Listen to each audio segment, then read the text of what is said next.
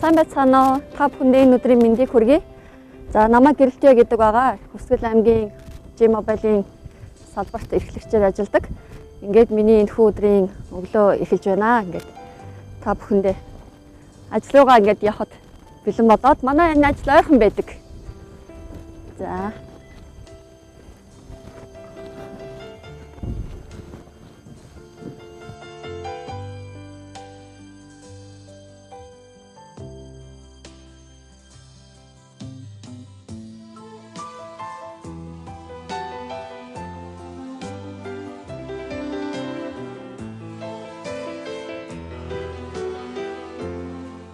Хүсгэлт аймагт ирэх болсон шалтгаан бол би өөрөө Төв аймагт ажилладаг байсан. Аав ээж хоёр маань уурхайчин хүмүүс учраас Төв аймгийн Заамрын Алтны уурхайд одоо ажилладаг. Тэгээд аав ээжигээ оюутан сургуулаа төгснөхийн дараа тэнд очиж өөрийн ресторан нэм байгуулад тэгээд ресторан ажиллаж байх хугацаанд тухайн суман дээр маань орон нутагт маань G-Mobile-ийн сүлжээ орж ирж исэн байгаа юм. Тэгээд ажлынхаа хажуугаар бас гэрээт борлуулагчаар нь ажиллаад за энэ маань цаашлаад давуу эрхт гэрээт борлуулагч тэгээ аймгаас нь зарласан уралдаан тэмцээнд бас амжилттай оролцож исэн учраас G-Mobile-ийн санхүү бүртгэлийн газраас нь Хүсгэл аймгийн G-Mobile-ийг ажилуулаач гэсэн санал ирсэн. Тэгээ энэ саналыг аваад би ээж авдаа хэлээд тэгээ ингээд Хүсгэл аймагт ирж исэн. Тэгээ ирснийхаа дараа бол хүний нутагт нэг ч хүн танихгүй ажил дээрээ ингээд сар гарan амьдраад за тэгээ эренгуутаа миний хамгийн түрүүнд хийх ёстой ажил бол хамгийн түрүүнд бүх аймаг сумдуудаараа явж гэрээт борлуулагч нартайгаа танилцах, ажил байдалтайгаа танилцах ёстой гэж үзээд тэгээд жил гарan бүх одоо 23 сумдаараа тойрон явж ажилласан байдаг. Өөрөө бас ийм гарын авлага хийгээд бүх утаснуудаа ингээд оруулаад, зургийг нь оруулаад тэгээд энэ хавцыг л ингээд сумдаар бариа явдаг байсан. Тэгэл энэ дээрээсээ манад ийм төрлийн утас байдаг, ийм олон утас ингээд байж идэг. Тэгээ энэ одоо хөдөө малчтад маань зориулсан ийм антин байдаг. Сойр уцаараа та нар маань ингээд уулан дээр гарч ярихгүй гэрээсээ энэ антиныг холбоод ингээд холбоо барих боломжтой. За ингээд машины антин гэж байдаг гэд бүх өөрө холбоодод байхгүй энэ үйлчилгээнүүд манад анх орж ирээд бид нар энийг бас ингээд танилцуулаад энэ хавцаа сугавчлаад ингээд явдаг байсан байна. Тэнэгэлцгүй шууд зориул ингээд хүрээд ирсэн. Ирсний дараа бол нэлээ олон бэрхшээл тулгарч исэн. Тэр бол мэдээж энэ дээр бол би юун дээр их урамшсан гэвэл ирснийхаа дараа нэг 3 сарын дараа яг энэ Наглаг Эрдэнэ суман дээр ажиллаа явж хад G-Mobile-аас маань уцаар ярьсан.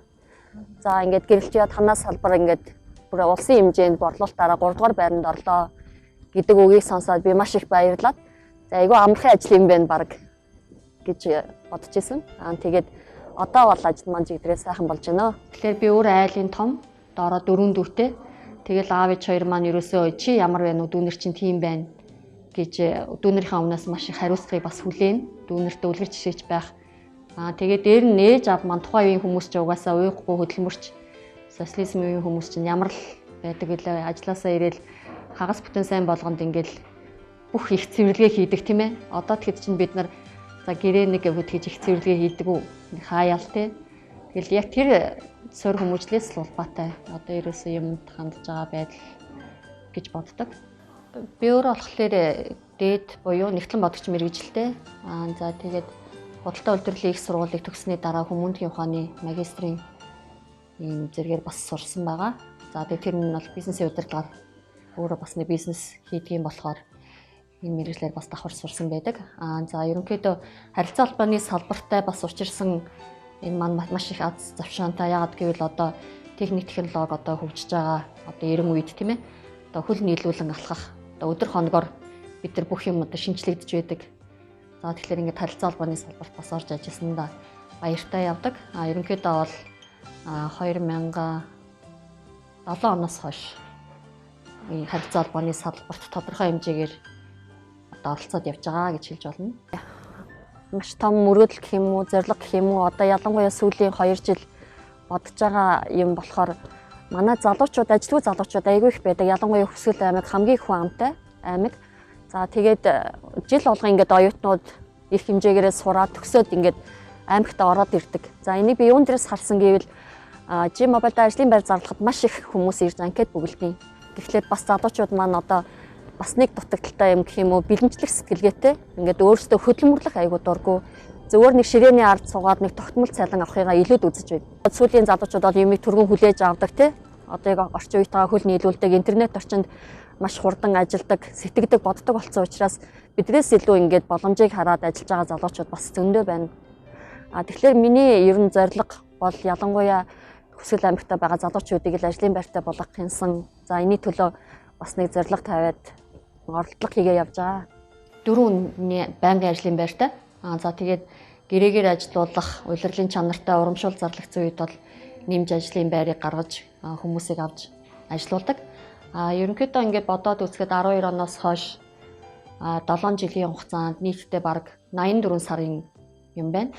Энэ хугацаанд ер нь бол байнгын ажлын оронтой бол 4 хүн байсан. За 4-өөний яг уу хамгийн багаар бодоход нэг 500 мянгаар бодоход сая л бодож асуулаа. Нийтдээ 168 сая төгрөгийн цалингийн санг бүрдүүлж ажилчдаа цалин олгосон байна. Тэгэхээр ер нь бол манай ажлын байранд бол яг уу нэг хүнтэй ажиллаж болно. Тэрийг бол зардлаа хэмнэх үдээс яагаад гэвэл бид нар ч өөрсдөө хуваарь бизнес эрхэлж байгаа хүмүүс мэдээж бас зардлаа бодож ашиг олохыг бодно шүү дээ. Тэрнээсээ илүү миний бол зарчим хүмүүний нөөцтэй байж тэр үйлчлэгийг илүү хүргэж, илүү орлогыг олж иж тэрнээсээ бид нар бас ашиг авахыг би төрүүлж боддог гэсэн үг юм.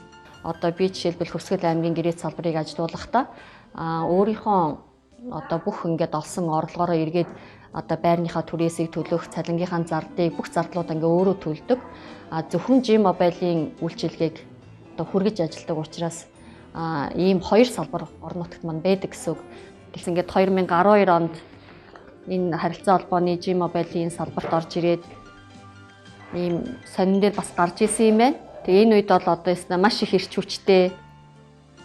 Өстой нөгөө галзуу барын ааманд гараа ихээс буцахгүй гэдэг шиг ганцаараа л гараал явцдаг бүх сумдуудаараа ингээд өөрөө машин хөслөөл машин авахтаа аваад авахгүйдээ авахгүй бүр орой олсон ингээд сум болгонд ямар л онгорхой нөхсөв байна уу бүх дэлгүүрүүдээр нь ороод хүмүүстэйгээ уулзаал нэг ширхэг гэрээт борлуулагч нэмчихсэн нэг ширхэг дугаар зарчихсан нэг хэрэглэгчийг бий болгочихсан гэд бас ажиллаж исэн байна. Тэгээ бас энэ 12 оны 12 дугаар сард яг ингээд гарч исэн юм сайхан дурсамж байд юм байна. Ер нь л ямар л сайн үсэн аян байна. Тэрийг өөрөө яг ингээд 100% яг нөхцөл байдалтай бол бид нар те одоо орлого ашигасаа хамаарад ингээд яг өөрөө ингээд бүр том зохион байгуулж хийж чадахгүй байгаа ч гэсэн нэг хүн ингээд санал тавиад орж ирэх ч юм уу тэгэхэд бол өөрийнхөө боломжоор тусалж дэмжиж ажилладаг. Одоо энэ дэлхийн зөнтэй бас хамтарч ажилладаг. Дэлхийн зөнд жил болгон шинэ жилэрч гэдэг юм уу хүүхдүүдийг баярлуулах, хичээл хэрэгсэл авч өгөх гэд ер нь өөрөө хувьяасаа болон G-Mobile-ийнхаа нэрийн өмнөөс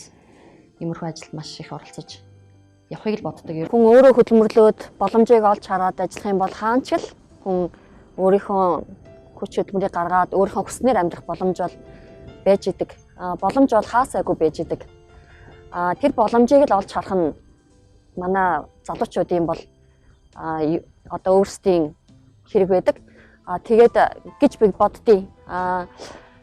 Залуучуудын маань хувьд бол яг уу энд юу дутагдж гэнэ үү гэд миний харж байгаагаар бол нөгөө хувь хүний хөгжил, сургалт. За энийг бол одоо онлайнаар интернетээр янз бүрийн блог сонсох тий сургалтуудыг одоо төлбөртэй сургалтуудыг л авч өөрийгөө хөгжүүлж энэ орчин бол манай аймагт жоохон дутмаг залуу хүний хувьд гэж хардаг. Одоо болохоор би нэг өглөөний гайхамшиг гэдэг нэг ном уншаад байгаа юм. Тий, ерөнхийдөө нөгөө энэ бизнес хийж байгаа гэдэг утгаараа ч юм уу юм баян болох нууц, тий, баян ав ядуу авч гэдэг юм уу, санхүүжилт нөгөө цагийн менежмент ч гэдэг юм уу, тиймэрхүү номнууд сонирхдаг. Тэгээ одоо болохоор нөгөө өглөөний гайхамшиг гэдэг нөгөө бас сайт групп байд юм байна. Тэгээд өглөөний гайхамшигыг Хүсгэл аймагта бас хэрэгжүүлэх гээд тэгээ тэр бол маш эерэг. Үнэхээр өглөө хүн одоо ялангуяа нөгөө нялх найт хүүхдтэй бид нар шиг ээжүүд одоо өөртөө цаг ерөөсөө зарцуулж чаддгүй. Одоо угаасаа бүгд мэдж байгаа шүү дээ. Тэгэхээр өглөө босдог цагаас нэг цагийн өмнө босож өөртөө тэр цагийг гаргана гэсэн үг юм байгаа юм. Тэгээд энэ номыг судлаад яг энийг нөгөө өглөө эрт босох, босны одоо ашиг тус 5 4 ч гэдэг юм уу. Энийг яг хүн ерөөсөө өглөө босоод те нөгөө заавал нөгөө буцалсан усаа ууж явах хэвээр. За тэгээд өөрөө ингээд гоё эерэг тэгээ өөрийнхөө мөрөөдлийг бодож сэрэх хэвээр босоод ингээд жоохон яг босон юу сэрэнгуутаа ингээд шууд босохгүйгээр одоо нэг хэдэн секунд ч юм уу өөрийнхөө мөрөөдлийг зорилгоо өнөөдөр хийх ажлаа ингээ бас бодцоод босох хэрэгтэй гэд ийм номыг бас судлаад уншиж байгаа. Тэгээд ерөнхийдөө энэ номыг уншсан байх ёстой гэдэг нөгөө админийнх нь бичсэн байдیں۔ Одоо яг тэр группт хамрагдаад 30 өдрийн сойрол өдөр гэж байдیں۔ Ерөөсөө тэр өглөө боссон цагаа тэр групп дээр бүртгүүлнэ. Тэгэл ихэнхдээ дандаа 5 цагт босдог бүсгүйчүүд байдаг. Энд гадны сургалтууд уулна ирдэг. Гэхдээ тэр болгон тэр мэдээллийг бид нар олж авч чаддаггүй. Тэгэхээр би өөрөө болохоор дандаа утсаар нэг подкаст сонсох ч юм уу те хүмүүсийн блог сонсох ч юм уу. Саяхан бас нэг энэ тренд бүсгүй гээд номын зохиолч Гүлдарийн гээд байгаа те.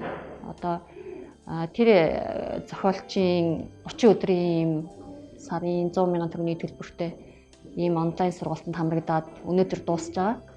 За тэгээ энэ нь болохоор бас ингээд хувь хүнийг хөгжүүлэх бид нар ч одоо сургууль төгсөөд одоо хэдэн жил болж байгаа юм. Тэгээ бид нар өөрсдөө хөгжиж чадахгүй гэж бас ингээд нэг байгууллагыг удирдаад аваад явхад бас хэцүү. Тэгэхээр өөрсдөө бас ингэж хөгжиж одоо нөгөө одоо орчин үеийнхээ хөл нийлүүлэн алхаж ийж тэгээ бас ингээд хүмүүсээ хөгжүүлж энэ ажил маань бас урагштай явах юм болов уу гэд ер нь өөрийнхөө суралцах хөгжүүлэх тал дээр нэлээд анхаарч байгаа. Ажлынхаа хажуугаар бас ингээд нэмэлт орлого олох зорилготой. Тийм болохоор ерөнхийдөө судлаад фабрикийг сонгож ажиллаж байгаа маамаа. Тэгээ бас тусдаа хамт олонтой болж байна. Эндээс би биенээсээ бид нар маш их суралцдаг. За мэдээж G-Mobile-д ингээд ирээд ажиллаад 10 жил болохдоо би бас хүн таньдгүй байсан юм байна. Энэ сүлжээний бизнест ингээд ажиллаад 3 жил болоход би маш их хүнийг таньдаг. Улаанбаатарт те. Одоо энэ Хүсгэл аймагт маш их юм хүрээлэлтэй болж чадсан. За тэгээ энэхүү офс маань болохоор зорилго нь хөсгөлчүүдтэй бас нэг үлгэр дуурайлал үзүүлэх. За бас фабрик компани маань цорын ганц Монголдо нэг анхны ийм гоё клубыг нээн ажиллуулж байгаа. Тэгээд эрч хүчтэй залуус баг хамт олон маань бүгдээрээ энд нийлээд өглөөний гайхамшигыг өглөөний хүнийг бүтээдэг гэсэн үг юм байна. Ингээд өглөө ирж номоо уншин хоорондоо уншсан номынхын талаар мэдээлэл солилцдог. Ийм өглөөг өнгөрөөдөг юм байна. За тэгээд өдөр үйл ажиллагаагаа явуулсны дараа орой 7 цагт яг фитнесээр нь турах зорилготой бүсгүйчүүд маань тусдаа энэ фитнесийн хичээлийг хийдэг байгаа. За тэгээ мөн хагас бүтэн сайн өдөр болохоор хүүхдийн бүжгийн хичээл явагддаг байгаа. За тэгээ бусад цагаар нь бол ингээд фабрик компанийнхаа үйл ажиллагаа боломжийг танилцуулж хувь хүний хөгжлийн сургалтыг нийт залуучуудаа ингээд Хүсгэл аймгийнхаа нэгдсэн зал дээр ингээд зар тавьж мөн өөрийнхөө багийг хөгжүүлэх ийм сургалтуудыг зохион байгуулдаг.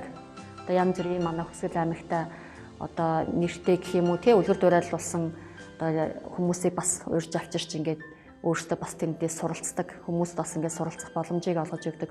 Залуучуудад ерөнхийдөө маш их ийм зар мэдээг оруулдаг.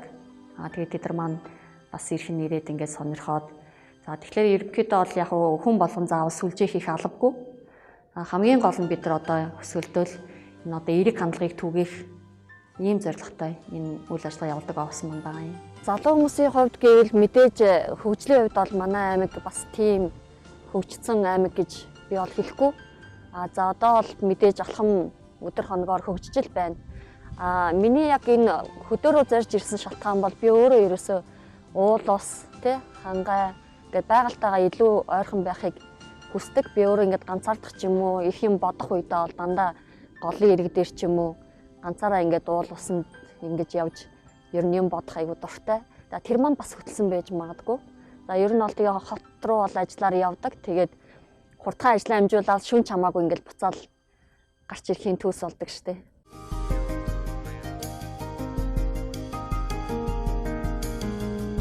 Миний бодлоор болохоор эмэгтэй хүн бол хамгийн түрүүнд нөгөө эхнэр хүний гэр бүлийн те ээж хүнийхээ үүргийг маш сайн гүйцэтгэдэг байх ёстой гэж боддог. Гэхдээ миний хувьд бол тэрнээсээ илүү нөгөө энэ ажилдаа дуртай, ажилдаа илүү цагийг гаргадаг, аль алийн л уулан зохицуулах гэж хичээдэг мөртлөө ер нь ихэнх цагийг дандаа энэ өөрийн бизнес дуртай юмдаа олон хүмүүсийн ингээд итгэл найдвар хүлээлгцэн энэ ажилдаа илүү их цагийг гаргаад идэг.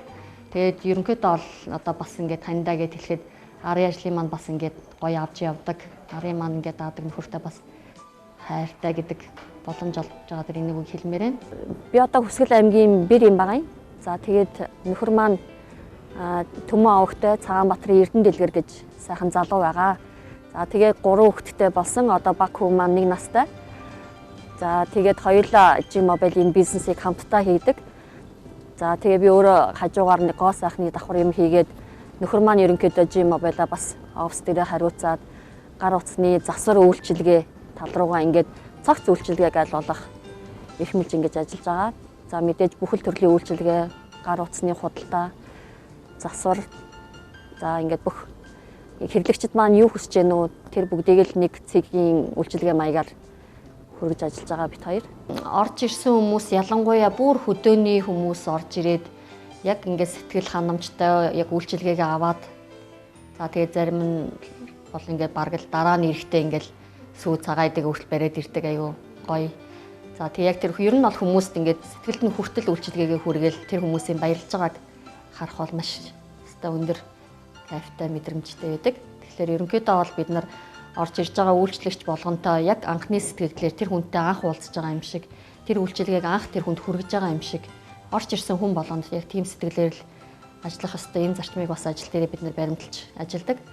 Тэгэхээр тэр орж ирж байгаа хүн бол ерөнхийдөө бүдүүн таймын л одоо дугаар авах гээд орж ирсэн бол тэр дугаар нь дотроо хэдэн төгрөлтэй ямар үйлчилгээтэй ямар үн тарифаар ярих боломжтой тэр боломжуудыг одоо тэгээд ч манай зах зээлийн Монголын нийгэм ямар байгаа вэ? Тэгэхээр аль болох хямдхан тэр хүний хэрэглээнд нь тохирсон үйлчилгээ нөхцөл боломжийг л танилцуулж үйлчилгээгээ хөргөж ажиллах нь бидэрт бол маш чухал байдаг. Хүн ерөөсөө яг юм хий те одоо би нэг амжилтанд хүрье, нэг байнгын орлоготой болчихъя гэсэн зорилгыг л өөртөө тавиад тэр хүсэл шаардлага тэр хүнд байж чадах юм бол тэр хүн бол өөртөө тохирсон бизнесийг атгаал авдаг. Амар хөөрхөн нэг жишээ байна л да. Одоо манай Хүсэл аймагт чинь одоо мал нядлагын газар гэж нэг аймагт болгонд байгаад байгаа шүү дээ. Ялангуяа Хүсэл аймаг чинь хамгийн том аймаг, хамгийн их малтай аймагт ордог. Тэгэхээр энэ малчид маань одоо ингээд мал нядлагаагаа өгдөг ингээд 3-4 ийм аймагт ийм газар байдаг юм байна. Тэгтэл одоо зөндөө олон тэр нөгөө нэг хоньны те ямааны толгой үнэгүй 100-100-аараа тэр портерт ачигдаад ингээ хаягдчихийдэг гинэ. Тэгэхээр одоо монголчууд чинь өста малгүйгээрээ амьдрна гэж байхгүй гэдэг шиг тэр хоньны сайхан толгойг чинь боловсруулад те ингээд хачирлаад ингээд идэхэд чинь хичнээн гоё байдаг үлээ. Тэгэхэд чинь тэр олон зуун толгой зүгээр л хаягдж байгаа байхгүй юу? Тэгсэн чинь тэгнэ бид ингээ ярилцаа суужсэн чинь хэдүүлээ толгойн бизнесийг хөвж байгаа байхгүй юу? Тэгэхээр тэр хаягдаад байгаа зүгээр толгойг аваад бид нар монгол хүмүүс бүгдээрээ тэрийг боловсруулж чадна шүү дээ. Тэгээд дээр нь ингээд хачирлаад сайхан гурил бүтээгээд те ингээд нөгөө хүргэлтийн чикэн дахиад гэхээсээ илүү монгол гоё юм аргаараа энийг ингээд хийхэд л тэр одоо тэр хоёр хүний багцаар нь тийм ээ 2 хүний багц 5 хүний багц ч гэдэм үү гаргаад ингээд зөвхөн 2 хүний харанд бодоход нэг толгой бол хангалттай дээр нь ингээд хүмүүс луун ч юм уу гурилаа бүтээгээд ингээд яг гарч байгаа зардал нэг 3,000 төгрөг байгаа байхгүй юу. Тэрийг 10,000-аар зарна. Дээр нь одоо нөгөө тэрэлж ундаа тий кола гэдгээсээ илүү тэрэлжийн ундаануудыг ингээд санал болгоод нөгөө нэг хүргэлттэй чикнүүд идэг штэ. Тэрний оронд одоо энийг бас санал болгоод хүмүүс айгүй их бас захиалж авах боломжтой байд юм байна. Гэх мэтчлэн ерөн зүгээр өөрөө хүн хүсэл хий гэвэл тэр боломжууд хаасаагүй байж идэг. Зориулалтанд л фабрикийн албан ёсны Хүсэл аймагт салбар цэгээр ажиллаж байгаагийнх Хүсэлдээ одоо бид нар 12 сард нэлээд томоохон компаниас сурталчилсан ийм арга хэмжээ зохион байгуулах гээд хөтөлбөр ийм зохион байгуулах ажилд орсон байгаа. Тэгээд өнөөдрийн маань бас хийх ярилцах зүйл маань ингээд багийнхантайгаа ингээд ярьсан хөтөлбөрөө бий боловсруулад за тэгээд энэ арга хэмжээний бусад одоо арга хэмжээнүүдээс ялгарч байгаа онцлог нь болохоор бид нар фэшн шоу хийх юм байгаа юм. Фабрик компанийнхаа ингээд бүтээгдэхүүн хувцсыг одоо загвар өмсөгч гэхээсээ илүү бодит одоо жишээлбэл би ч юм уу те ингээд өмсөд энэ загварын шоу үзүүлэх зорилготой. За тэгээд дээр нь одоо бүх бүтээгдэхүүний гэр ахын гэхэд чинь одоо хайруулын тавг сав сулга байж идэг. Тэр арга хэмжээнд дээр маань одоо тэр бүтээгдэхүүнд одоо шууд ингээд газар дээр нь одоо хоол хийгч гэдэг юм уу өндөг шараад ч юм уу тэр бүтээгдэхүүний чанар түлэгддэггүй одоо материалын байдлыг харуулах зорилготой.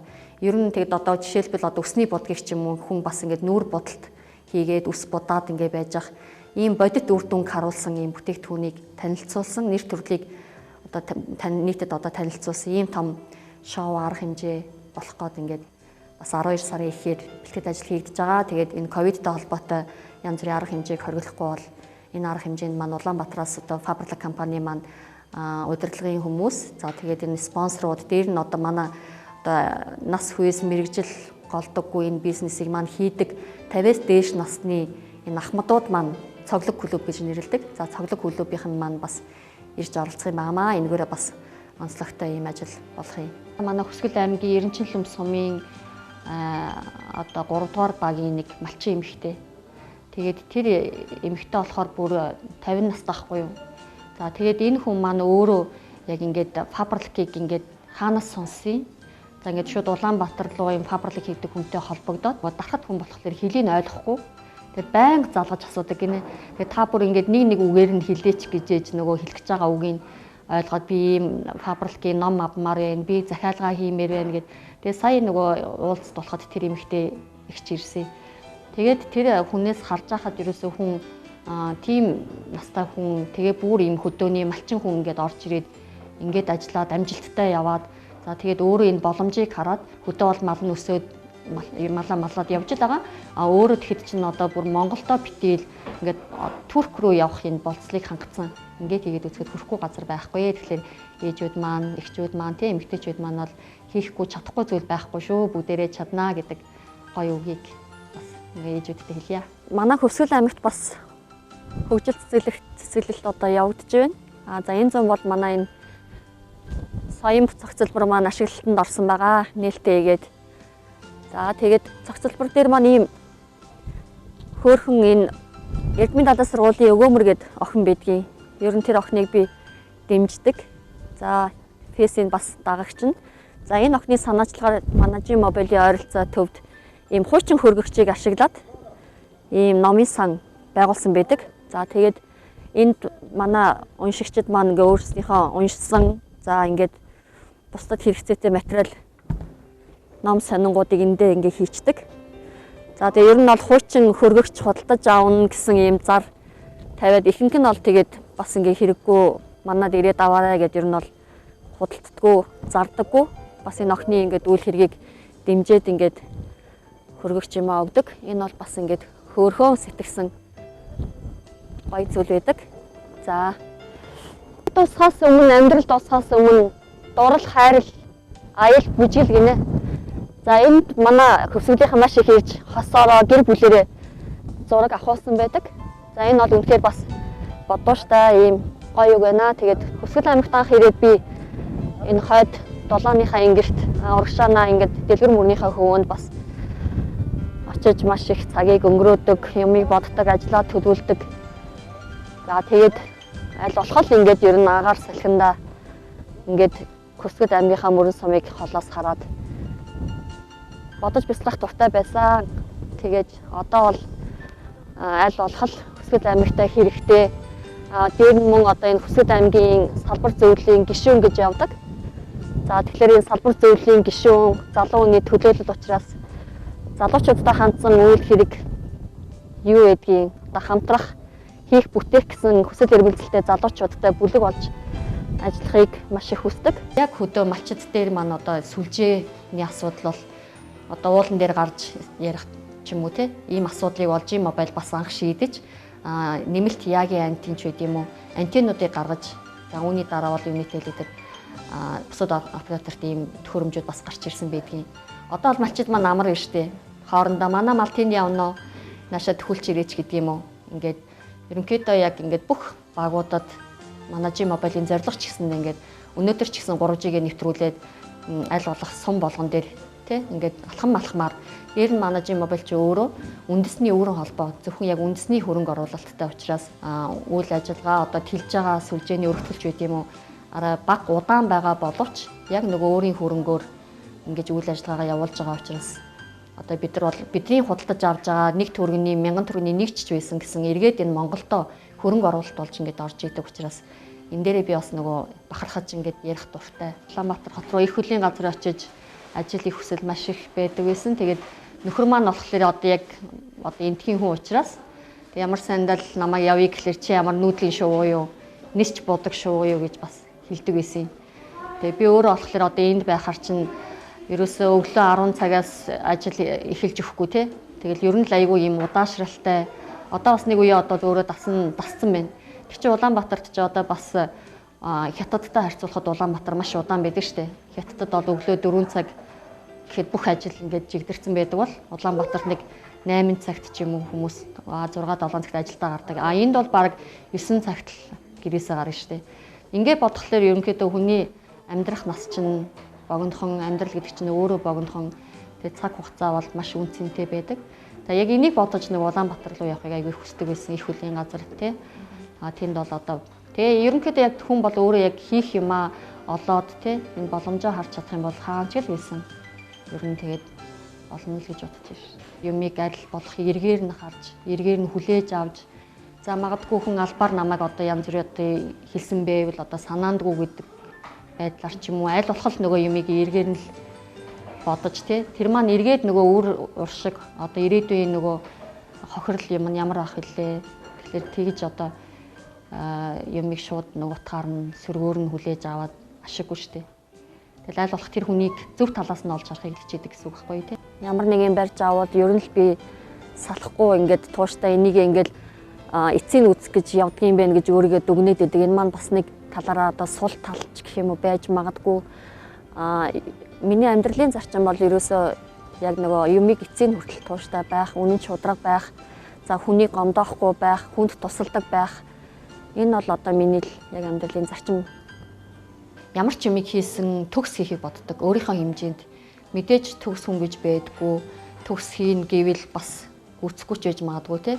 Тэгэхээр өөрийнхөө хэмжээнд ямар ч юмыг хийсэн төгс ямар нэг арга хэмжээ зохион байгуулах, уулзалт сургалт зохион байгуулах бол бүхэл орчныг бүрдүүлэхээс эхлээд хүн орж ирэхэд яаж хүлээж авахаас эхлээд алхам алхмаар нь ингэж бүр нэг бүрчлэн төгсөл хийхийг боддог. Ямар ер нь тууштай гэсэн үг тий.